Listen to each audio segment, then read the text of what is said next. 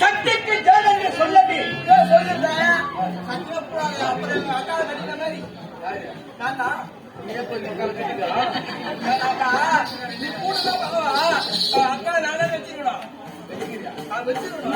பண்ணி அதனால நம்ம காலில் வீந்து விடு. ஆமா நீ நான் ஜம்மு ஊருக்கு போலாம். எட்டாய பெரிதாக சொல்றேன்.